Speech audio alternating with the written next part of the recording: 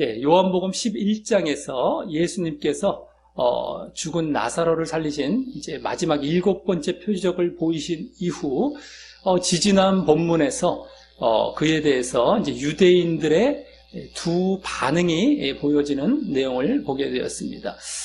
예수님께서 원래 그 표적을 유대인들의 믿음과 구원을 위해 보이신 그러한 목적에 이어져서 말입니다. 그래서 먼저는 영적인 믿음을, 예수님에 대해서 영적인 믿음을 갖는 자들이 더 많아지게 되어지는 이러한 반응을 보게 되었고요. 다음은 예수님을 거부하고 불신하는 반응을 또한 볼 수 있었죠.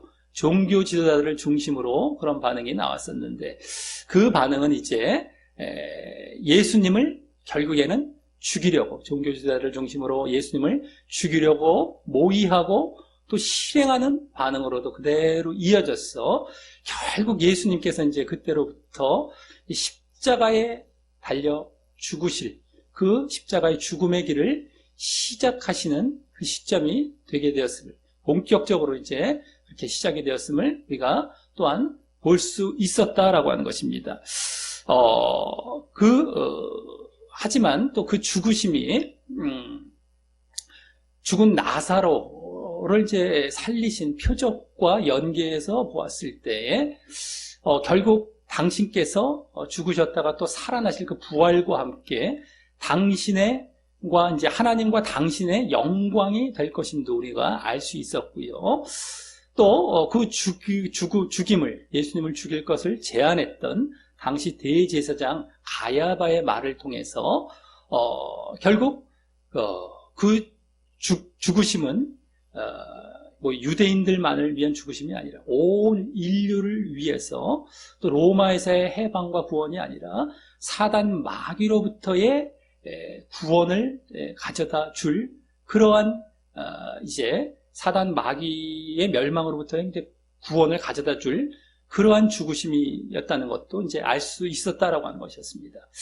자, 이후에 지난 본문에서는 예수님께서 유월절 엿새 전입니다. 유월절에 예수님께서 돌아가시는 이제 마지막 유월절이긴 하지만 그 엿새 전이자 또 예수님께서 그렇게 십자가에 달려 돌아가시기 위해 예루살렘에 입성하시기 바로 전날, 하루 전날이죠. 그때에 예수님께서 죽은 나사로를 살리신 그 나사로의 동네인 베다니에 가셔서 나사로의 이제 누이 마리아가 예수님의 장례를 위해서, 장사 지낼 것을 위해서 향유를 부은 사건을 이제 보게 되었습니다. 그 사건으로 인해서 결국 예수님의 그 십자가의 죽으심이 더욱 고조되게 되는 그런 모습을 보게 된 것이었고, 또 무엇보다 그동안의 흐름과 같이 유대인들의 반응을 또 그것에서 목격할 수 있었습니다. 그것이 사실은 더 중점이 되는, 요한복음에서는 더 중점이 되는 그러한 내용이 되는 것이었는데, 그래서 마르다나 나사로 또 마리아, 이 삼남매죠. 그들의 반응부터 해서 또 가룟 유다를 비롯한 제자들의 반응이죠. 물론 이제 가룟 유다가 주로 나왔지만 그 반응, 또 다른 또 유대인들이 있었습니다. 그 유대인들의 반응까지 쭉 그 유대인들의 반응을 이제 보면서 결국 알 수 있었던 것은 영적인 믿음으로 전반적으로는 이제 흘러가고 있으면서 그 가운데 아직도 육신적 믿음이 혼재해 있다라는 것, 또 육신적 믿음으로 미혹받을 수 있는 상태에 있다라는 것을 우리가 볼 수 있었습니다. 그래서 그 중에 육신적인 믿음을 가졌던 자들의 그 원인은 그럼 무엇이냐? 육신적인 믿음을 가진 자들. 그것은 이제 그 지난 본문에서 마르다나 가룟 유다의 모습을 통해서 볼 수 있었던 것과 같이 예수님의 말씀보다는 육신적인 봉사에 치우쳐 있었다는 것이죠. 예수님의 말씀을 듣는 것이 아니라 봉사하기 바빠요. 그렇죠? 육신적인 봉사에 빠져 있는 모습들. 또 가룟 유다의 모습 속에서는 예수님의 구원 사역이 아니라 육신적인 구제 사역, 이런 데 그것을 더 우선하는 다 육신적인 것이죠. 그런 걸 다 치중하고 우선하는 이러한 모습 때문이었음을 볼 수 있었고요. 또 반대로 영적인 믿음을 가졌던 자들은 이제 대표적으로 그때 인물로서 보면은 나사로죠. 나사로나 또 마리아였었죠. 근데 그들은 결국에는 나사로 같은 경우는 이제 죽음을 향해 떠밀려가는 이런 모습, 예수님도 죽이려고 했지만 나사로도 죽이려고 하는 이 종교주의자들의 모습을 통해서 떠밀려가는 모습이나 또 마리아 같은 경우는 이제 가장 자신의 귀한 뭐 전 재산과도 같을 정도의 그러한 향유를 예수님께 깨뜨리는 모습을 통해서 자기 십자가의 모습을 예수님을 따라 자기 십자가를 지고 이제 걸어가는 모습도 이제 엿볼 수 있었다라고 하는 것입니다. 그래서 자기의 가장 귀한 것을 내려놓는 것이죠. 그것이 자기 목숨까지도 될 수 있고 꼭 뭐 이렇게 그때 뭐 향유, 뭐 물질 같은 것뿐만 아니다. 어떤 것이 되었던 가장 귀한 것이 내려놓아지는 그러한 자리로 나아가는 것. 이것이 바로 영적인 믿음을 갖는 자. 이제 내려놓고 버린다. 이런 것이 바로 자기 십자가죠. 가장 귀한 것. 그러한 모습까지 우리가 엿볼 수 있었다라고 하는 것입니다.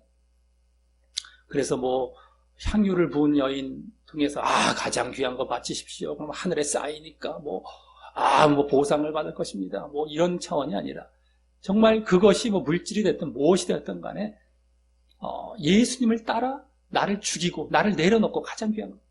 그러고 따라가는 거예요. 그 모습까지 이제 엿볼 수 있었다라고 하는 것입니다. 자, 오늘은 그 이후에 이제 예수님께서 드디어 이제 예루살렘에 입성하는 겁니다. 그 전날에 그 향유 부은 그 사건이 있었고요. 그 이튿날입니다. 오늘은 그 이튿날 예루살렘에 입성하는 모습이 나오는 본문입니다. 그리고 이 사건도 지난 본문에 그 향유를 부은 마리아의 사건과 같이 공관복음, 마태, 마가, 누가복음 모든 곳에서 나오게 되는 그런 사건입니다. 자, 그렇다면 그때도 그랬지만 공관복음에 나오는 사건을 웬만하면 이제 요한복음 기록을 안 하는데 그래서 기록을 했다는 것은 그때와 또 그 공관복음과는 또 다른 목적이 있을 것임을 우리가 또 기대하고 짐작해 볼 수 있다라고 하는 것이죠. 그래서 이제 오늘 본문을 보게 될 때 이 본문이 뭐 길지는 않을 수 있지만은 결국 어떠한 그러한 내용이 나와 있는 어떠한 다른 점을 보여주고 있는지 특별히 이제 그동안의 흐름에서 봤을 때 우리가 그것이 어떤 점이 뭐 다른 그것이 되겠느냐라고 생각해 보았을 때 유대인들의 반응이죠. 믿음의 반응, 예수님에 대한 믿음의 반응이 일단 이 안에서도 보여질 것이 일단 짐작이 될 수 있겠고요. 거기에 초점이 있다는 것이죠. 향유를 부었던 그 사건보다도 그 반응들에 초점이 있었죠. 오늘도 마찬가지입니다. 예루살렘 입성 중요한 사건입니다. 공관복음에서는 그 자체가 중요했어요. 하지만 여기서는 유대인들의 또 믿음의 반응입니다. 이것이 일단 또 다른 목적으로 여기 기록될 것임을 이미 짐작해 볼 수 있겠고요.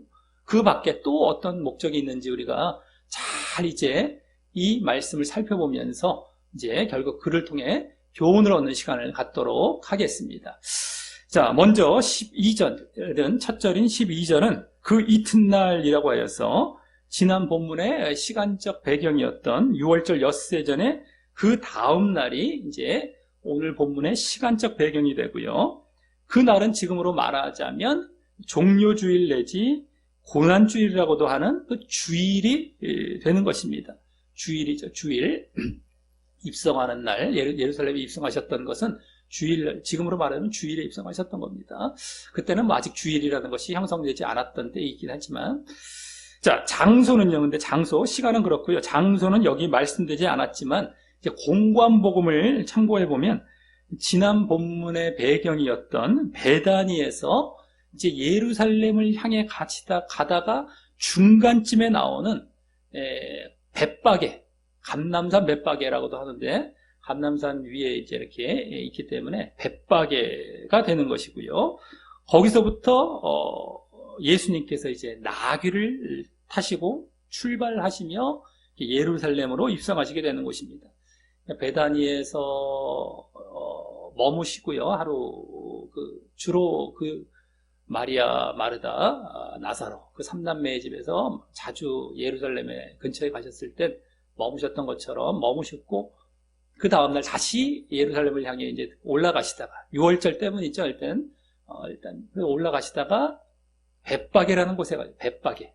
이제 장소가 오늘 배경이 되는 겁니다. 장소의 배경이 되는 겁니다. 자, 그래서 이제 공관복음을 보면 그곳에서 예수님께서 두 제자를 맞은편 마을로 보내셔서, 벳바게의 맞은편 마을로 또 보내셔서 매여 있는 나귀와 나귀 새끼가 함께 있는 것을 보면, 나귀와 나귀 새끼가 함께 있습니다. 어미 나귀와 나귀의 이제 새끼죠. 그 나귀의 새끼, 두 나귀가 함께 있는 것을 보면 주가 쓰시겠다는 말을 전하고 풀어서 당신께 끌고 오게 하셔서 그중 나귀의 그 새끼를 타시는 그 지점이 되는 겁니다. 이 벳바게가. 자, 그래서 공관복음에는 시간 순서상 그 내용이 먼저 나오고, 이렇게 나귀를 타시는 그 내용, 그 장면이 먼저 나오고, 이후에 이제 사람들이 예수님을 환영하는, 여기서는 이제 13절의 내용이 나온다. 그죠? 당연히 벳바게에서 나귀를 타시고 올라가시다가 거기서부터 막 사람들이 환영하기 시작하는 겁니다.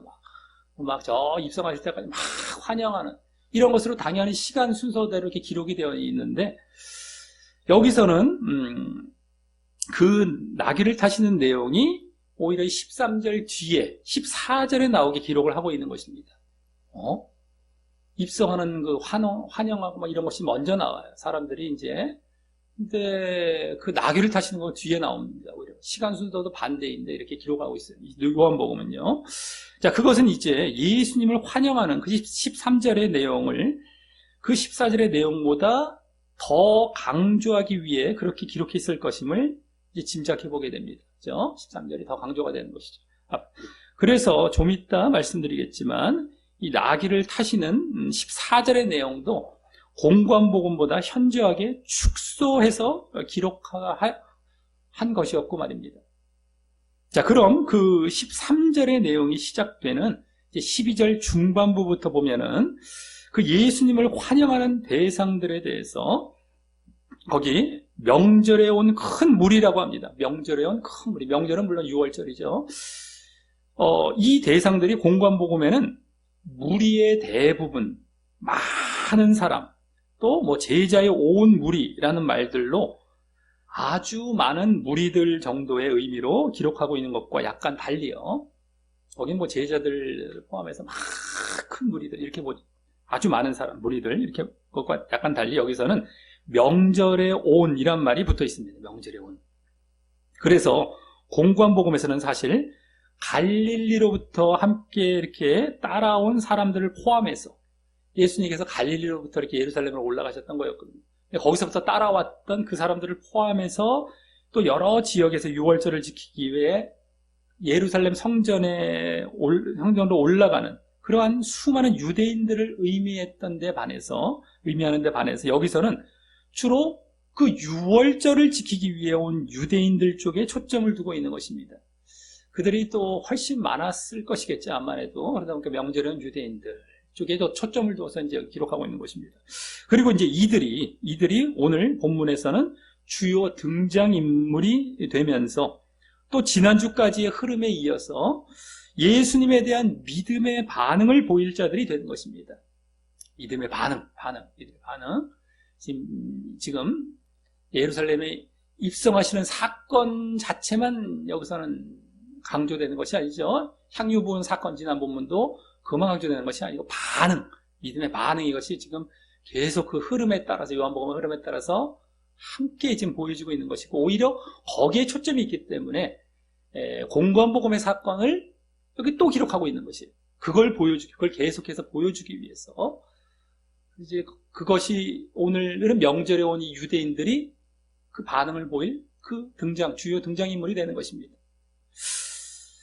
자, 그래서 그 다음 그들이 예수께서 예루살렘으로 오신다 함을 듣고라는 말이 이제 공관복음과는 달리 이곳에는 이제 기록이 되면서 이런 말이 없어요. 공관복음서, 마태마가 누가에는 이런 말이 없는데 예수께서 예루살렘으로 오신 다음을 듣고 그들이요, 그게 기록되면서 그들이 이제 직접 내지, 자신들이 뭐 직접 내지 아니면 누군가로부터 예수님에 대해 이제 알게 되고요. 예. 그리고 기다리고 있었고요. 또 그러다가 마침 오신다는 말을 듣고 예수님을 보러 내지 또 예수님을 맞이하며 환영하러 갈 것 같음을 이제 보여주고 있습니다. 여기는요. 그죠? 그래서 이들의 모습들이 이제 초점이 되고 있어요. 이게 막 좀 자세히 묘사가 되죠. 이게 막 맞이할 것 같이 예수님이 오신다? 막 맞이할 것 같고 뭔가 이들의 반응들 차원의 기록들이 막 되어 있습니다.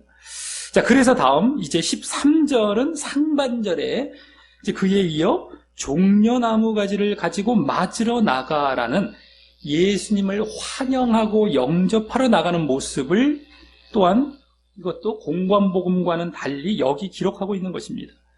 이런 모습이 없어요. 이렇게 막 종려나무를 갖고 환영을, 그냥 그 장면은 생략이 되고 어느 순간 갑자기 종려나무를 들고 막 환영을 하고 있는 모습만 나오지, 이렇게 막 가지고 맞으러 나가 뭐 이런 말씀은 없어요. 환영하고 막 영접하고 이런 모습이 없습니다. 지금 그래서 그 환영하는 대상들, 아까 명절에 온 유대인들이죠. 그들에게 초점이 있음이 여기서도 잘 보여지는 것입니다. 잘 들여다보면. 이것이 이제 우리가 공관복음과 비교해서 보지 아니하고 또 요한복음의 흐름을 잘 모르면 뭐 그냥 다 지나갑니다. 그냥 그랬구나. 이 정도로 끝나죠. 이게 지금 어디에 초점이 있고 이들에게 지금 초점을 두어서 이게 말씀되고 기록되고 있다는 것이 안 보여지는 거예요. 절대 안 보여집니다. 그래서 원래 사복음서는 다 대조해서 말씀되게 돼 있습니다. 봐야 하는 것을 우리는 알고 있어야 됩니다. 누가복음을 볼 때는 마태, 마가, 요한과 또 비교도 해보고, 특별히 이제 마태, 마가와 많이 비교를 해봐야 되죠. 공관복음이니까 공통적인 관점으로 하여튼 약간씩 다른 게 있어요. 그걸 발견해 가면서 그럼 어떻게 또 입체적으로 보고 더 제대로 보려 하고 이렇게 봐야 됩니다. 상당히 어려운 거예요. 마태복음 예전에 우리 볼 때도 상당히 쉽지 않았던 것이었습니다. 그걸 다 살펴봐야 돼. 근데 어쨌든 요한복음도 마침 공통이 된 사건이기 때문에 함께 볼 때에 지금 이 사람들의 이런 모습들을 자세히 더 기록을 해놨구나. 이 사람들의 반응 차원에서 이게 지금 자꾸 보여지고 있는 그러한 기록이구나라는 것을 우리가 좀 느껴가고 있다라고 하는 것입니다. 자, 그리고 이때 종려나무 가지는 뭐 지금으로 말하자면 야자나무죠. 야자나무 가지로서 이 때문에 이들이 이것을 들고 막 환영하기 때문에 이날이 종려주일이라는 말에 이제 기원이 되는 것인데요. 공관복음에는 여기처럼 손에 들고 있는 정도처럼 보이는 모습뿐만 아니라 자신들의 겉옷과 함께 또 길에 계속해서 펴니다. 종려나무 겉옷도 막 길에 피고요. 그 종려나무를 또 길에 펴요. 막 손에만 들고 있는 것이 아니라 그런 모습으로 나오고 있고요. 그래서 그 모습들은 그 전체적인 모습들은 당시 왕을 영접하거나 또는 국가적인 영웅을 환영할 때 사용하던 이 승리의 상징을 나타내는 그런 의식 중에 하나였습니다. 개선 의식이라고 할 수 있고요. 간단하게 말씀드려서 어떤 그런 왕, 특별히 또 아주 그 위대한 인물들, 영웅들, 자, 그 맞이하는 의식 중에 하나였습니다. 그래서 이 무리들의 이 모습들은 자신들이 예수님을 왕으로 영접한다는 하나의 환호하는, 그렇게 환영하는 모습이었던 것입니다. 그래서 이제 다음 13절 하반절에서는 그렇게 맞으러 나가서 외치되, 여기서 이제 외치되 뭐라고 합니까? 호산나 찬송하리로다. 주의 이름으로 오시는 이 곧 이스라엘의 왕이시여라며 왕이란 말을, 여기 왕이란 말을 쓰며 그렇게 왕을 맞이하듯이 환영하는 것입니다. 왕, 그죠? 네, 보이죠? 이거 왕을 맞이하는 의식이었기 때문에. 자, 그리고 이 외침의 이러한 부호는요, 구약 시편 118편에 나오는 구절로써요. 특별히 25, 26절입니다. 118편, 시편 118편 25, 26절에 나오는 구절로서 이 구절에 담긴 의미와 같이 당시 사람들이 메시아의 구원을 기다리며 그 구절을 자주 사용하였는지 이제 그 구절을 사용하여 예수님을 메시아로 맞이하고 있는 것입니다. 원래도 자기들의 이제 모임 가운데 이렇게 쓰던 그런 말들이었을 수도 있고요. 다만 이제 메시아의 구원을 기다리면서 이렇게 막 외치던 그런 구절들, 사용하던 구절들을 예수님께 메시아로 맞이하며 그렇게 사용하고 있는 것입니다, 지금. 그래서 여기 호산나라는 말은요, 시편 118편에서는 여호와여 이제 구원하소서라는 말로 나오는 말에 음역 내지 준말이 되는 것입니다. 여호와, 호가 아마 그런 것으로 볼 수 있겠고요. 산나, 근데 이제 그것이 구원하소서 이겁니다. 구원하소서. 근데 이제 나라는 말이 아마 될 건데, 이제라는 말로 이제 원래 구약에는 번역이 되어 있죠. 118편을 보면은요. 근데 원래는 원어적으로 보면 제발 이런 말입니다. 이제, 약간 부탁하듯 하는 이제죠. 이제, 제발, 이런 거예요. 얼마나 간절하게 구원을 요청하고 있는지.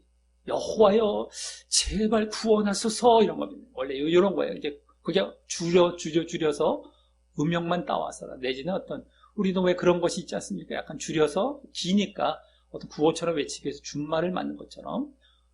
호산나, 쉽게 말해서 구원하소서, 주여 구원하소서, 여호와여 구원하소서, 이겁니다. 자, 그리고 또 여기 주의 이름으로 오시는 이것이 시편에서 이제 주라는 말 대신에 여호와라는 말로 나오죠. 여호와라는 말을 당시에 유대인들은 자주 사용을 안 하고 주라는 말로 바꿔서 사용했습니다. 이게 좀 여호와라는 하나님의 이름이기 때문에 그것을 막 사용하는 것을 이들이 불경건하고 생각해서 주라는 말로 바꿨기 때문에 똑같은 거예요. 어쨌든 간에 주의 이름으로 오시는 이라는 말이 메시아를 의미하며 그렇게 쓰고 있는 말이 되는 것입니다. 결국엔 요 말이요. 그죠? 호산나, 구원하소서, 그 다음에 주의 이름으로 오시는, 요게 이제 메시아를 의미하는 말이죠. 근데 공관복음에도 주로 그 호칭이 나오고요. 그대로 나옵니다. 주의 이름으로 오시는 이라는 호칭. 그리고 다만 마태나 마가복음에는 거기다가 덧붙여서 다윗의 자손이여라는 말이 더 나온다. 마가는 다윗의 나라여 이래요. 나라라는 말은 원래 원어로 보면 다윗의 왕권이여, 통치여 이렇게 보는 겁니다. 다윗의 자손이여, 그러니까 다윗이 다스릴 그러한 나라여 이런 겁니다. 어쨌든 다윗의 자손, 그 말이 더 나온다면 여기서는 거기다가 여기 뭐라고 나오면 이스라엘의 왕이시여라는 말을 더 덧붙여 하고 있는 것입니다. 그래서 기록하고 있어요. 자, 다윗의 자손이란 그런 말이나 여기 이스라엘의 왕이란 말이나 모두 메시아를 의미하기 때문에 다 메시아를 의미합니다. 그렇죠? 그래서 다윗의 자손은 왜 그렇습니까? 다윗은 다윗 언약 때부터 내가 네 자손을 통하여서 영원한 위를 세울 것이고 그게 메시아의 언약이었지 않습니까? 그렇기 때문에 다윗의 자손이라면 메시아가 되는 것이고요. 그 다음에 이제 이스라엘의 왕이라는 말도 마찬가지입니다. 이스라엘의 왕이란 말도 바로 메시아를 의미하는 것이죠. 이스라엘의 왕으로서 그 왕이 다윗, 왕이 대표적이 되는 것인데 어쨌든 다 메시아를 의미하기 때문에 그 당시 사람들이 그 모든 말을 이제 했겠지만 막 다윗의 자손이여 뿐만 아니라 이스라엘의 왕이여 이런 말도 같이 했겠죠. 같이 했겠지만 여기서는 그중 왕이란 말이 강조되는 호칭을 이제 기록했을 것이고, 그죠? 다윗의 자손, 자손이란 말로 이렇게 쓰는 것보다도 다윗의 아들 자손 이런 말을 마태 마가는 그렇게 나오지만 여기서 왕이란 말을 더 강조하고 싶었던 거죠. 왕. 그렇기 때문에 그 호칭을 이제 이스라엘의 왕이라는 호칭을 이제 기록했을 것이고요. 그러면서 예수님께서 이스라엘 나라를 구원하실 것에 대해 사람들이 기대했음을 보여주는 그 호칭을 이제 기록했을 것입니다. 이스라엘의 왕, 그러니까 이스라엘을 그 나라를 구원하실 것에 대해서 사람들이 기대했음을 이렇게 보여주는 호칭이죠, 이것이. 막 예수님에 대해서 메시아라는 의미로 외치는데 그 메시아라는 어떤 역할, 메시아의 역할이 이스라엘을 구원하는 거예요. 그런 왕이라는 거죠. 이것을 이들이 기대하면서 외쳤다는 걸 보여주는 그 호칭으로서 여기 기록이 된 것이다라고 하는 겁니다. 자, 그리고 그렇다면 이 유대인들은 예수님을 당시 로마의 식민 지배를 당하고 있는 이스라엘을 그로부터 해방하여 구원하실 정치적인 메시아로 인식하는 그러한 환영과 영접을 했다는 것이고요. 정치적인 메시아입니다. 정치적인 메시아. 자, 그것은 또 지금 이 요한복음의 흐름상 예수님에 대한 육신적인 믿음의 반응을 보이고 있었음을 이 요한복음 기자 요한 사도는 보이려고 했을 것입니다. 그렇죠? 육신적인 믿음의 반응입니다. 이들이 예수님에 대해서 그냥 막 환영하고 영접하고 막 환호하는데 이스라엘의 왕이여라는 그 호칭 속에서 이게 달라요. 여기 유일하게 요한복음에만 그 호칭이 덧붙여 나오는데 거기서 이들이 육신적인 믿음을 갖고 있다는 그 반응이 딱 엿보이지게 하고 있다는 것이죠. 자, 하지만 다음 이제 14절은 원어상 맨 앞에 그러나라는 말이 생략이 되었어요. 그러나 이게 좀 반전이 됩니다. 자, 이제 사람들의 그 유대인들의 그런 반응과 사뭇 대조되는 예수님의 모습이 짧게 나오는데요. 다만 그 모습에 대해 다음 이제 15, 16절까지에서는 설명까지 포함해서는 약간 이제 길게 또 말씀드리게 됩니다. 자, 먼저 14절은 예수님의 이제 모습을 단도직입적으로 짧게, 이건 이제 짧게 나오죠. 짧게 예수는 한 어린 나귀를 만나서 타시니 라고만 기록합니다. 끝이에요. 그죠? 자, 이 예수님에 대한 묘사가 공관복음에서는 앞서 말씀드린 바와 같이 예수님께서 두 제자를 맞은편 마을로 보내셔서 매어있는 나귀와 나귀 새끼를 주가 쓰시겠다라는 말을 전하고 풀어서 당신께 끌고 오게 하셔서 그중 나귀 새끼를 타시는 식으로 길고 비중 있게 묘사하고 있고요. 아주 이게 이 사건에서 아주 많은 분량을 차지합니다. 공관복음서에서는요. 그리고 타시는 그 내용들이 몇 절을 거쳐갖고 막 많은 내용을 차지하죠. 그래서 여기 만나서라는 말은 원래 원어도 찾아서라는 말이 더 맞듯이 원래는 찾아서입니다. 나귀 그 어린 새끼를 제자들을 통해서 찾아서 이렇게 타신 것이었는데 그것을 여기서는 이제 한 어린 나귀를 만나서 찾아서라는 말로 간략히 기록하고 있습니다. 제자들을 보내서 막 이런 거 다 생략하고요. 자, 또 그러면서 마태복음 같은 경우는 공관복음 중 유일하게 이제 그 모습이 그렇게 이제 나귀 새끼를 타시는 모습이 구약 스가랴 9장 9절의 예언의 성취임을 나타내기 위해서 어미 나귀와 함께 끌고 온 아직 타보지 않은 나귀 새끼에 타시는 것까지 보이며 이제 또 거기다 마태의 해설을 덧붙였어요. 그러니까 이제 나귀와 나귀 새끼 이렇게 두 마리로 나와요. 마태만 그렇지 마태만. 누가나 마가나 누가는 이제 한 마리 정도처럼 보이는데 여기 두 마리. 그것까지 다 나와요. 왜냐하면 나귀 새끼에 타시는 것까지 더 자세히 보이기 위해서. 그 다음 그래서 마태의 해설을 거기다 또 덧붙여서 예수님께서 그 아직 아무도 타보지 않은 나귀 새끼처럼 거기에 타세요. 그냥 어미 나귀가 아니라 나귀의 새끼, 아무도 아직 안 타본 나귀 새끼죠. 또 그 나귀 새끼처럼 원래는 당신이 감당해야 할 죄가 아무것도 없으셨던 분이시지만 감당할 죄가 아무것도 없으신 분입니다. 아무런 타보지 않았던 것이 이제 그런 것을 다 의미하는. 이제 하지만 앞으로 당신이 처음으로 지시는 그런 짐은요, 인류의 죄를 위한 고난과 십자가라는 그 무거운 짐을 지실 것, 맬 것임을 암시하고, 그것이 나귀 새끼를 타면서 당신의 모습이 그 나귀 새끼에 이게 투영되어 있는 시기죠. 그걸 암시하고 또 그것이 겸손의 모습이었다고 해설하여서 겸손의 모습, 나귀의 새끼를 탔기 때문에 결국 예수님의 예루살렘의 입성의 모습을 통해서 예수님께서 겸손과 순종의 모습으로 인류에게 죄사함을 통한 하나님과의 화평을 가져오게 할 그러한 왕이자 메시아 되심을 함께 보여주고자 했던 것인데, 여기서도 이 요한복음에서도 요한사도의 해설이 다음 15절과 같이 이는 기록된 바라는 말과 함께 나오게 되지만요.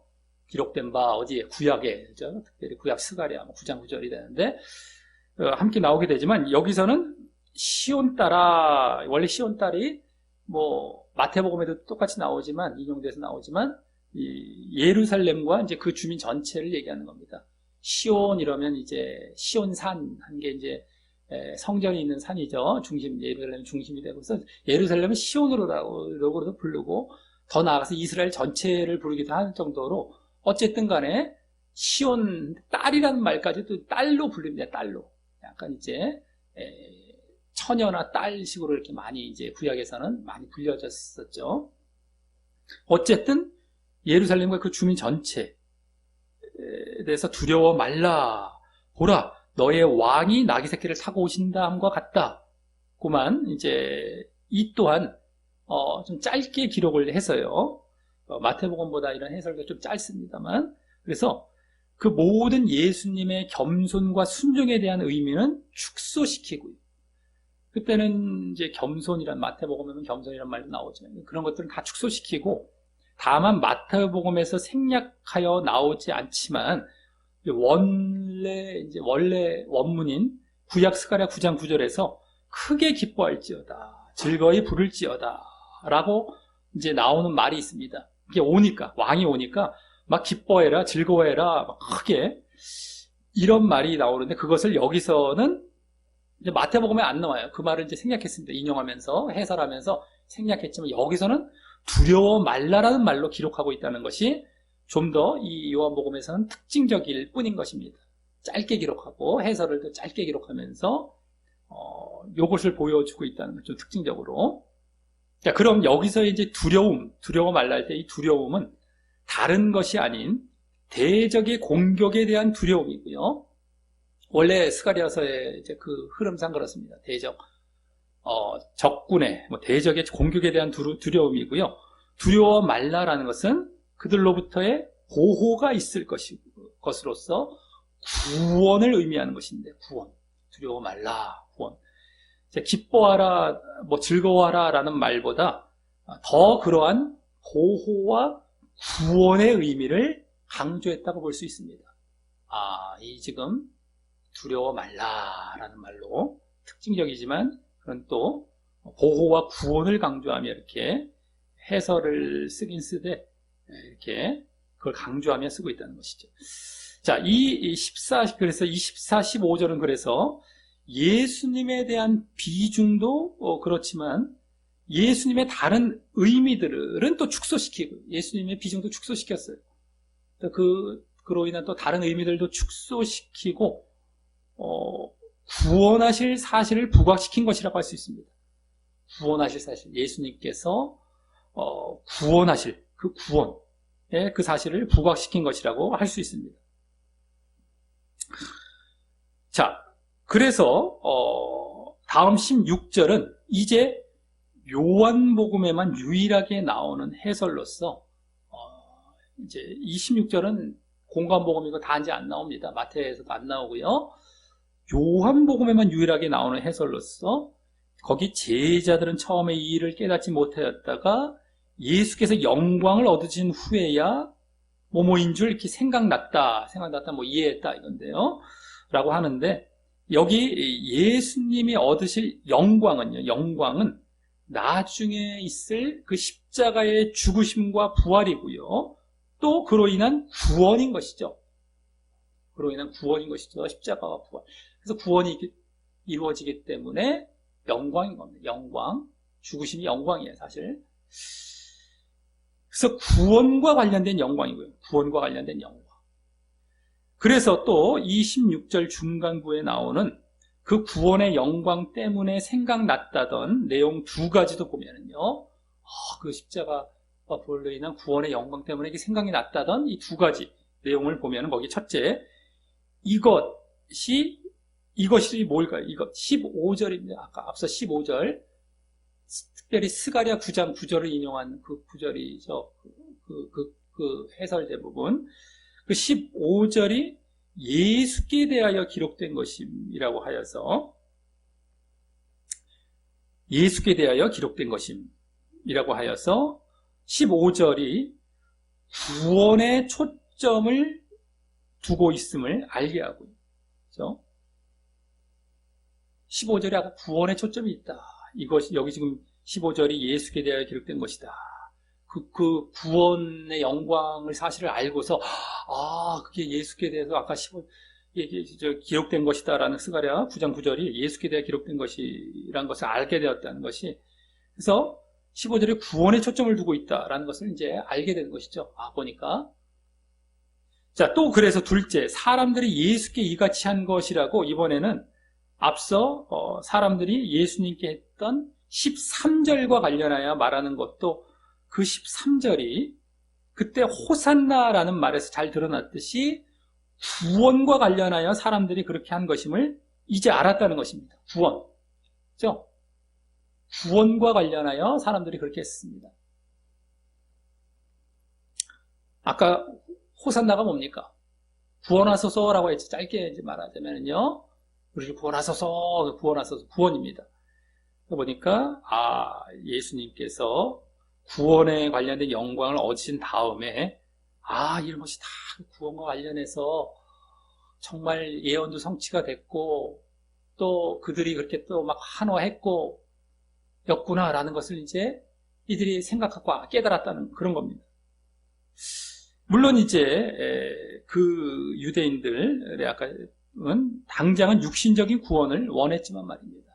영적인 구원까지 아니었고 육신적인 구원이었죠.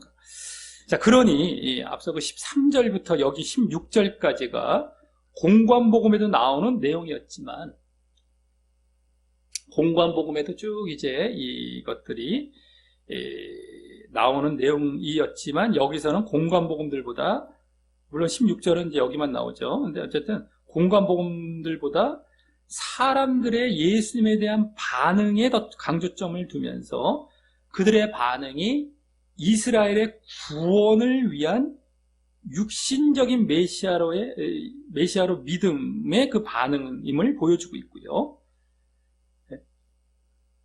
예수님의 반응인데 이스라엘의 구원을 위한 그 육신적인 메시아로 믿는 그 반응이죠. 예수님을. 그 반응을 보여주고 있고, 또 그에 이어 예수님의 입성하시는 모습은 많이 축소하면서 여기서도 예수님의 구원에 초점을 두어 기록하고 있다는 그 차이가 있는 것입니다. 구원에 초점을 두어 있어요. 구원을 위한 그러한 메시아, 또 구원에 초점을 둬서 기록하고 있어요. 여기서도요. 공관복음은 예수님의 겸손과 순종의 모습에도 비중을 두면서 그 구원을 보여주었다면 또 함께 여기서도 물론 그 의미도 담겨 있지만요. 그것은 축소시켜서 말입니다. 겸손과 순종도 담겨 있으면 축소시키고 구원 쪽에 더 강조를 두는 거죠. 자, 이는 지금 예수님의 예루살렘 입성이라는 사건을 요한복음에서 기록한 이유가 예수님의 구원과 관련된 그 사람들의 반응을 보고자 했음이 컸기 때문임을 알게 합니다. 구원. 그 구원과 관련돼서 이들이 어떤 반응을 보일 것인가. 그렇죠? 지금 그렇게 정말 좀 이따 더 이제 보여집니다만 구원과 관련해서 예수님이 구원하실 분인데 그것에 대해서 이들이 어떻게 반응할 것인가. 다만 예수님은 지금 영적인 구원을 위해 입성하셨는데 입성하고 계시는데 사람들은 육신적 구원을 위한 육신적 믿음을 주로 보이고 있음을 보여주고 있고 말입니다. 영적인 구원을 위해 이들은 육신적 구원을 위해 육신적 믿음을 주로 보이고 있죠. 자, 예수님은 원래 영적인 구원입니다. 이들이 지금 호칭 속에 보이는 육신적 구원이 아니었습니다. 자, 그래서 다음 17, 18절은 이제 다시 앞서 13절의 흐름으로 돌아가서 사람들의 반응과 관련하여 말씀되는데 이 말씀은 요한복음에만 나오고 있는 것일 정도로 사람들의 반응의 초점이 있죠. 이제 17, 18절은 요한복음에만 나오고, 이게 사람들은 반응 쪽에 이제 더 초점이 있는 겁니다. 그러니까 지금 예루살렘 입성 사건 속에서 앞뒤로 13절 그리고 여기 17, 18절 앞뒤입니다. 그걸 사람들의 반응 쪽에 이제 관련해서 기록이 돼 감싸고 있어요. 그것이 그 사건, 입성 사건은 가운데 이렇게 또 짧게 축소돼서 기록이 되어 있고, 이런 게 전혀 다르다는 겁니다. 이 사람들의 반응 쪽에 지금 요한복음은 역시 흐름대로 관심을 두어서 기록을 했구나라는 것이 더 보여지는 것이죠. 자, 먼저 17절은 원어상 맨 앞에 그때라는 말이 생략이 되었어요. 그러니까 이제 아까 13절과 내용과 계속 이어진다고 보면 되겠습니다. 그때라는 것, 뭐 이들이 뭐 이제 이렇게 환영했던 어떤 뭐 이런 모습도 있지만, 어쨌든 아까 그 입성하는 거 말고 그때 왜 그래서 그때 그렇게 보이는지 어떻게 그렇게 된 거냐 이거 보여주는 것인데, 그래서 나사로를 무덤에서 불러내어 죽은 자 가운데서 살리실 때에 함께 있던 무리가 증거한지라라고 하여서 앞서 12, 13절에 예수님을 맞이한 명절에 온 큰 무리가 어떻게 그렇게 예수님을 맞이했는지에 대해 설명하기 시작합니다. 예수님을 맞이했다. 아까 12, 13절이죠. 명절에 온 큰 무리들이 어떻게 그렇게 예수님을 맞이했는가에 대해 설명하는 겁니다. 근데 바로 죽은 나사로를 살리시는 표적을 먼저 목격했던 사람들이 그 일을 증거했기 때문입니다. 여기 그죠? 증거했기 때문이죠. 그래서 다음 18절은 이에 무리는 아까 12절에 명절에 온 그 큰 무리죠. 그들이 예수님을 맞음은 이 표적 행하심을 들었음이러라 라고, 그들의 예수님 영접은 나사로 표적 때문임을 보입니다. 그대로 그것을 들었기 때문이다. 자, 그런데 그래서 앞서 13절과 이어진 겁니다. 그들이 어떻게 해서 영접을 했고 환영을 했는지, 그 표적을 전해 들었기 때문에, 나사로를 살리신 표적을 이거죠. 네, 그런데 그 표적을 처음 목격했던 사람들은요, 그들이 전했다고 했죠. 처음 목격했던 사람들, 그들이 전해서 그걸 들었다는데, 그들은 11장에서 그 표적이 구원과 직접 관련된 표적이었기에, 11장에서 그게 구원과 죽은 자를 살리시는 이런 구원이죠. 이것이 구원과 직접 관련된 표적이었기에 그 표적으로 인해 예수님을 영적으로 믿은 자들이 많았을 것임을 짐작했는데, 그럼에도 지난 본문에서 그 표적을 목격한 사람들 중 마르다나 가룟 유다와 같은 육신적 믿음에 있는 자들을 보고서 그들 가운데 육신적 믿음에 있는 자들도 함께 혼재해 있음을 짐작해 볼 수 있었죠. 그럼 지금 그 표적 소식을 들은 오늘 그 큰 무리들, 명절에 온 큰 무리들은 과연 그중 어느 쪽 믿음에 있는 것입니까? 육신적입니까? 영적인 것입니까? 앞서 13절에서 보았듯이 이스라엘을 로마로부터 해방할 정치적 왕 내지 메시아로 보는 육신적 믿음에 있는 것입니다. 육신적 믿음. 물론 그들 중에는 영적인 믿음을 가진 자들도 지난 본문과 반대로 소수 있었을 것이지만 말입니다. 그래서 이렇게 예수님을 환영하며 영접했던 자들이 아이러니하게도 나중에 예수님을 배척하고 십자가의 죽음으로 넘겨줄 자들이 되는 것입니다. 큰 무리들. 사실은 훨씬 많은 무리가 되죠. 그 영적인 믿음을 가진 자들보다도 얼마나 많은 사람들이 6월절 그 대표적인 명절에 제일 우리나라로 말하면 설날이라고 할 수 있는, 거기서 얼마나 많은 무리들이 모였습니까? 그 많은 무리들이 이제 이렇게 육신적인 믿음을 보여서 나중에 예수님을 이제 이들이 또 배척하고 십자가의 죽음을 넘겨줄 그런 자들이 되는 것입니다. 자, 그래서 오늘 예수님의 십자가 죽음에 대해 직접 나오지는 않았지만 그것이 더 가까워지고 있음은 바로 이러한 육신적 믿음을 가진 자들을 통해 간접적으로 보여주고 있는 것입니다. 물론 우리는 이제 전체 이 사건을 알기 때문에 육신적인 예수님께서 유대인들에게 돌아가실 전체 사건을 이미 알기 때문에 이것도 볼 수 있는 것이지만 그 흐름이 계속 되어지고 있는 것이 여기서 보여지는 것이죠. 육신적인 믿음을 가진 자들로 인해서. 그죠? 그 지지난 본문에서부터 십자가의 죽으심의 길이 시작이 되었다는 지난 향유를 부은 그 사건들, 또 이들이 결국에는 환영은 했지만 오히려 나중에 배척하고 십자가에 이제 던져버릴 이러한 것들이 짐작이 되면서 더 계속 진행은 되고 있는 것이죠.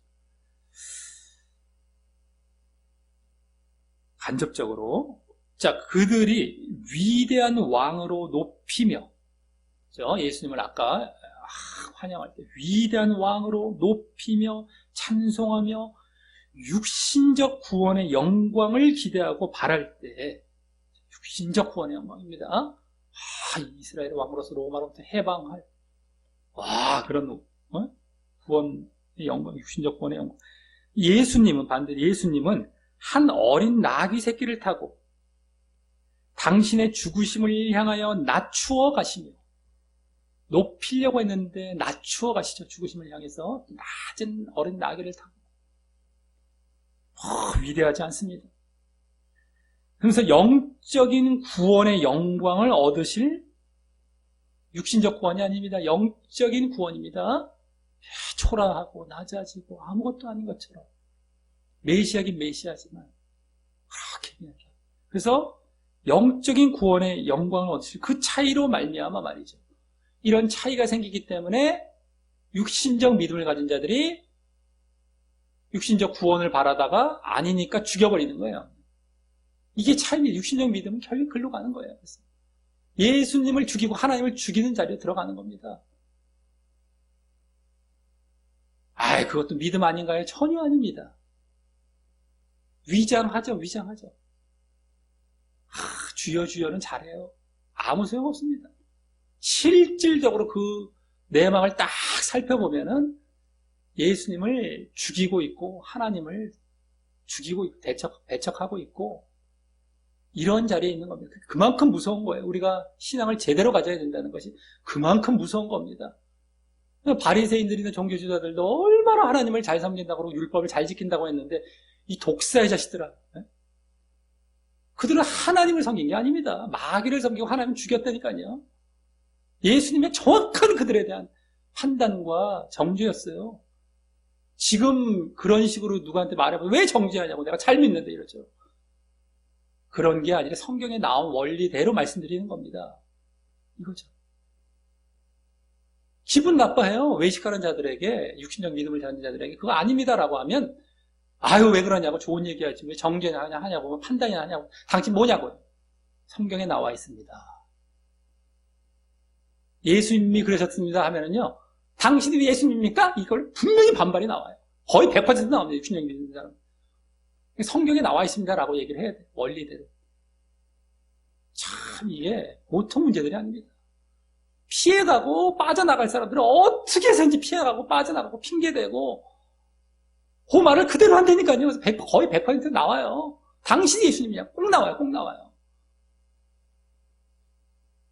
보통 답답한, 이 눈이 완전히 감기고 귀가 딱 막혀 있습니다. 뭐 듣긴 들어도 들 줄 몰라요. 그 자리로 나아갑니다. 그리고 귀 막아버리죠. 그 딱 찔림 순간에 오면 딱 귀 막고 눈 딱 감아버립니다. 안 들어요? 또 흘러버려요. 멸망이죠. 흐르는 순간이 자기 멸망으로 지옥으로 가는 그 흐름이라는 걸 몰라요. 흘러버리라는 거죠. 흘러버리라는 거예요. 그게 멸망이라니까. 진짜는 안 그래요. 그 찔림의 순간이 올 때 팍 꼬꾸라지고 낮아지고 거기서 완전히 자기 깨지기 시작합니다.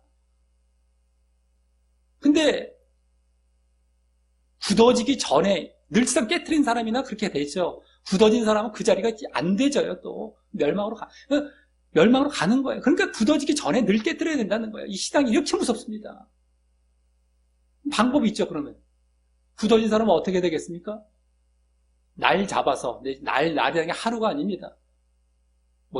한 달이 될 수 있고 1년이 될 수 있고 그거 갖고 죽으라고 싸워야 돼요. 유일한 방법이라고도 할 수 있는데 그걸 안 합니다. 결국엔 또 그게 빠져나올 수 있는 방법인데 안 해요. 사람들이, 굳어있는 사람들이. 그 정도 했었으면 옛날에 빠져나왔겠죠. 늘상 자기를 살폈겠죠. 거의 한 번 굳어지면 거의 99% 이상은 멸망이라고 보면 거의 과언이 아닙니다. 그 전에 자기 깨워 99.999라고 가야 될 거예요. 1%도 안 돼요. 거의 멸망으로 갑니다. 굳어지기 전에 자기가 안 굳어지게 했었어야 되는 거예요. 명심하십시오. 이게 영적인 원리입니다. 실제적으로 일어나고 있는 모든 사람에게 지금 벌어지고 있는 현상들이란 말이죠. 이게 좀 자세하게 말씀을 드렸다 뿐이지, 솔직하고 정직하게 말씀을 드렸다 뿐이지, 이게 무슨 말인가 하는 것으로 받아들이면 안 됩니다. 실제적으로 벌어지고 있는 상태라는 거예요. 자, 그리고 이제 그 예수님을 증거한 자들이 예수님에 대해 부활의 표적을 일으키신 그런 영적인 구원을 베푸실 자라는 것을 증거했을지라도 이와 같이 이들의 육신적인 믿음에 있게 된 것을 볼 때예요. 처음 목격한 자들에게 증거했는데 영적인 표적으로 이게 영적인 구원을 베푸실 것, 그걸 증거했을지라도 육신적 믿음에 있게 된 것을 볼 때 이들은 그 표적을 단순히 놀라운 표적 정도로 표적으로만 본 것이지 그 안에 담긴 구원에는 관심이 없었던 것입니다. 구원. 얼마나 직접 구원을 드러내주는 그런 표적임에도 그것이 아닌 이 세상의 문제 해결이나 아니면 육신적인 욕구 충족 정도로 메시아를 기대했기 때문입니다. 그들은 명절에 온 유대인들로서, 오늘 아까 명절에 온 유대인들로서 평소 예수님의 가르침을 통하여 영적인 구원에 대해 배우거나 관심을 두지 않았기 때문일 것입니다. 계속해서 예수님은 그것을 가르치시고 그것을 표적을 보이시고도 계속 영적인 말씀으로 가르치시고, 근데 이들은 먼 지역에서 그런 접한 이런 일도 없었고요. 그것도 관심을 두지 않았고요. 이를 볼 때 우리에게 아무리 좋은 영적인 가르침을 준다 할지라도 우리가 육신적인 데에만 관심이 있는 상태에 있다면 아무 효과가 없음을 보게 되는 것입니다. 그렇다고 해서 그러면 불공평한 겁니다. 여기 있었던 사람들만 그걸 주셨으니까 이거 아닙니다. 이들도 기회가 또 있어요. 이 이후에도 기회가 있고요. 또 다른 사람 통해 또 접할 수 있고요. 다 할 수 있습니다. 근데도 이들은 나중에 와서 그런 걸 못 접했기 때문에, 말씀을 못 접했기 때문에 불공평해서 이들은 그럴 수밖에 없어, 이렇게 보면 안 되는 것이죠. 언제든지 접할 수 있는 겁니다. 자기가 또 거기에 관심을 가질 수 있는 것이고요. 누구든가. 근데 없으면 효과가 없어요. 아무리 영적인 걸 가르쳐도 육신적인 데 관심 가지면 안 들어갑니다. 안 맥혀 들어가요. 안 들어가요, 자기는.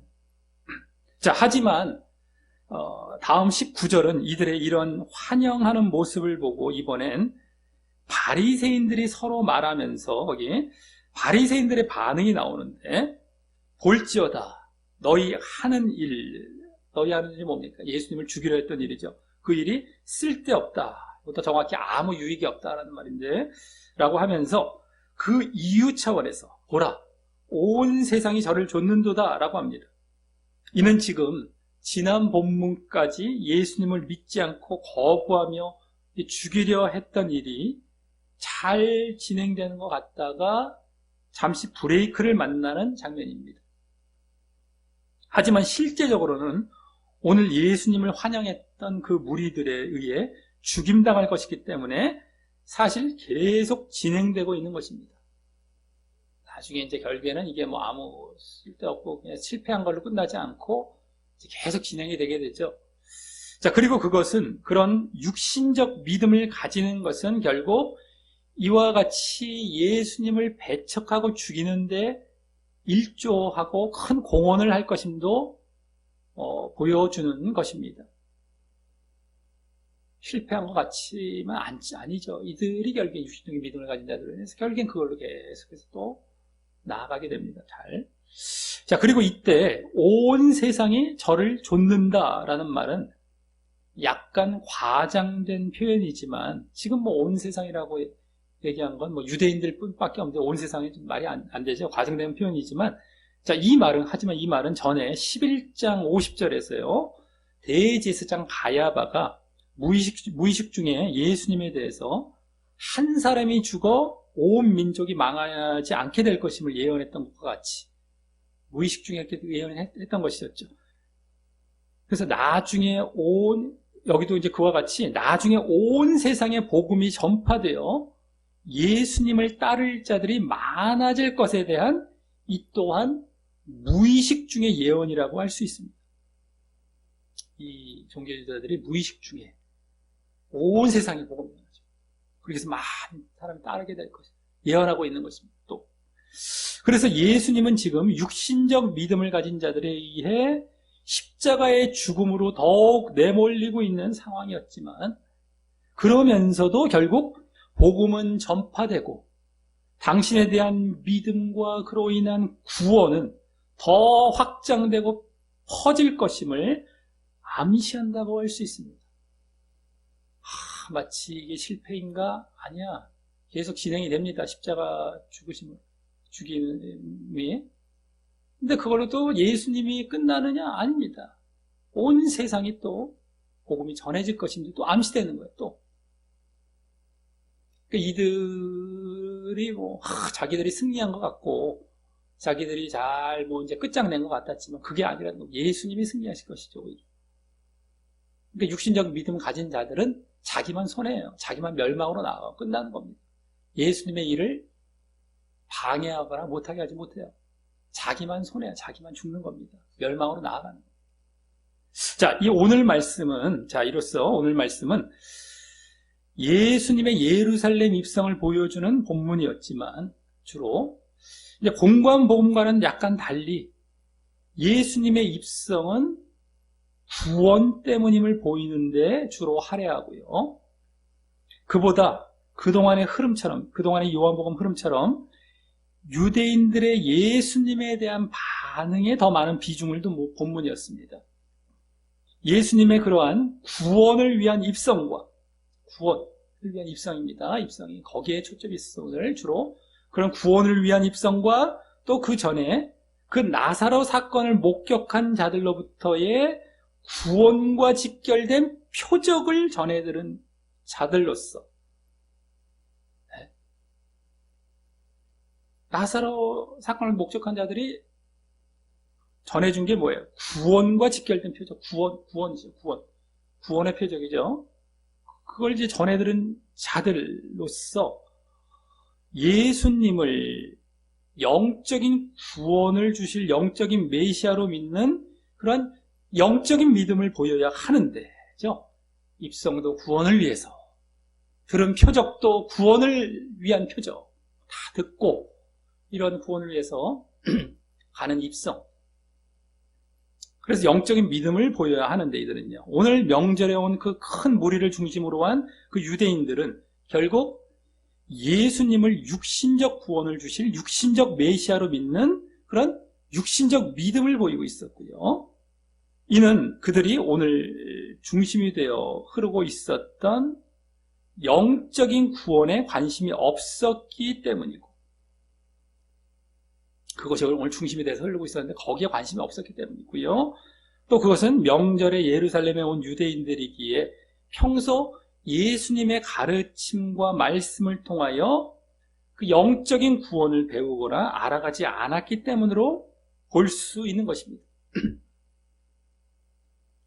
그러한 말씀, 가르침이 없었던 것이죠. 그래서 이제 표적은 있지만 말씀이 없다라고 한다면 이게 위험한 것이죠. 영적인 표적이지만서도 영적인 말씀이 없었을 때, 가르침이 없었을 때, 물론 이들이 이걸로 끝나는 건 아니라고 말씀드렸습니다. 언제든지 다시 접할 수 있어요. 근데 이 결과는 이제 다시 육신적 믿음에 처하고 있는 것이죠. 영적인 또 자기 스스로도 그런 구원에 관심도 없었고. 자, 그래서 근데 이제 이는 지난 본문에서도 육신적 믿음을 보인 자들의 그 원인으로 보여졌던 사실과 일치하는 것입니다. 즉 예수님의 말씀과 그로 인한 예수님의 구원 사역에 집중해야 하는데, 말씀과 구원이죠. 예수님의 말씀, 막 봉사하는 걸 정신없는 게 아니라 마르다처럼 예수의 말씀, 나사로처럼. 그리고 막 그냥 구제 사역하고 막, 이 돈 팔아갖고 이제 좋은 데 쓰지, 왜 무슨. 예수님의 구원 사역이 우선이에요. 우리가 구원, 이것에 관심을 소홀히 하고서 구제하는데 막 바쁘고 말이죠. 이러면 안 되는 겁니다. 가룟 유다와 마리아의 대조에서 보여진 거죠, 그때는. 어쨌든, 말씀과 구원 사역에 집중해야, 말씀과 구원 집중해야 하는데, 그것이 아닌 육신적인 봉사나 육신적인 어떤 구제 사역에 더 마음과 시간을 쏟는 모습이었던 것과 그대로 일치하여 말씀과 그러한 영적인 구원에 대해 소홀히 했기 때문입니다. 그래서 이제 이들로 나아가는 거예요. 그래서 또 오늘 예수님은 그들로 인해 십자가 죽음으로 내몰릴 것이 이 이면에 암시된 것이고요. 좀 아이러니하고 이게 좀 뭡니까? 완전 대조적이죠. 환호했는데 그들이 나중에 십자가에 못 박으시오 할 자들처럼 외칠 자들입니다. 이 외침이 글로 다 바뀌어져 버립니다, 나중에. 그래서 그 이면에 암시되는 거예요. 우리는 이제 전체 그림을 알기 때문에, 막 환영은 해요. 막 환호하는데 그 환호가 예수님을 이제 배척하고 십자가의 죽음으로 내몰 환호와도 이제 바뀌어가는 겁니다, 나중에. 그래서 암시가 된 것이고, 그럼에도 또 복음과 당신에 대한 믿음은 더 확장될 것도 오늘 본문에서 암시되고 있었던 것이었습니다. 복음과 당신에 대한 믿음은 더 확장이 돼요. 아까 온 세상이 저를 좇는다라는 말, 그들의 무의식 중에 예언에 담겨 있었던 것이죠.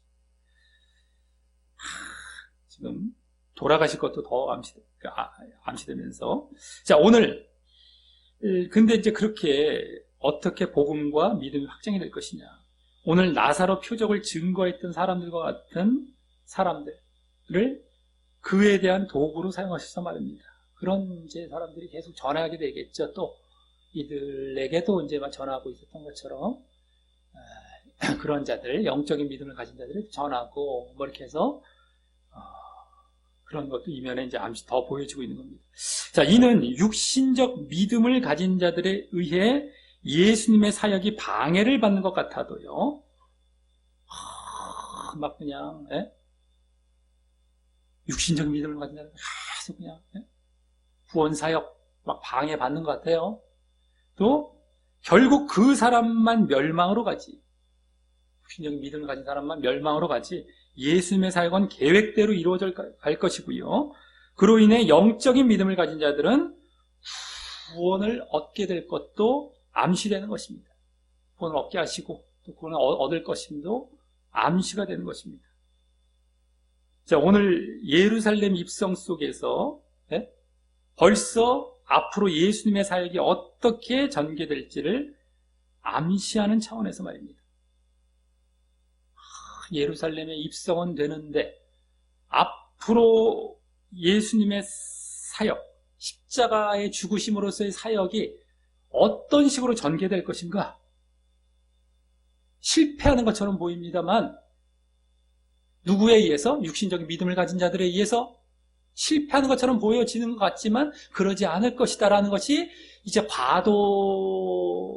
12장부터 이제 12장부터는 13장부터는 어떻게 됩니까? 정말 그 십자가의 길로 본격 들어가지 않습니까? 더더욱이 그때의 앞으로의 일들에 대한 하나의 단면처럼 보여지고 있는 이런 예루살렘 입성의 어떤 이 사건의 의미가 또 그런 의미가 담겨 있다는 것이죠. 그들에 의해서, 다른 자들에 의해 죽는 것이 아니라 육신적인 믿음의 반응을 보였던 자들에 의해 죽고, 하지만 그걸로 실패가로 끝나지 않는다. 예수님은 그 영광된 자리에 들어간다. 영적인 믿음을 가진 자들을 구원하실 그 영광은 보일 것이다. 이게 암시가 되고 있는 것입니다. 이런 사건 속 단편적으로. 자, 오늘 말씀과 그를 통한 구원에 관심을 갖고 늘 집중하는 것의 중요성을 다시 한번 깨닫고 더욱 실천하시기를 다짐하시기 바라겠고요. 네. 말씀, 다른 것에 자꾸 집중하면 안 됩니다. 말씀을 제대로 봐야 돼요. 자꾸 뭐 그냥 말씀 제대로 안 보고 하나님의 뜻이 무엇인지 알지도 못하고 영적인 것이거든요, 이게 다. 성경의 내용은 다 영적인 겁니다. 근데 이 성경을 다 육신적으로 보잖아요, 지금. 성경 갖고 육신적인 거 뭐 하는데 요리하고 있잖아요. 그거 하지 말라고 정말 성경에서 계속 외치고 있는 게 영적인 것이고요. 그것을 위해서 그런 믿음을 가진 자들은 행함의 모습이 다 나타나게 돼 있어요. 이게 이제 성경의 전반적인 흐름이 나오는 겁니다. 근데 그거 둘 다 둘 다 별로 신경 안 쓰잖아요. 뭐 육신적인 믿음으로 가고, 행함 무시하고. 근데 어쨌든, 그래서, 말씀에 관심을 가져야 돼요. 그 영적인 구원에 관심을 가져야 돼요.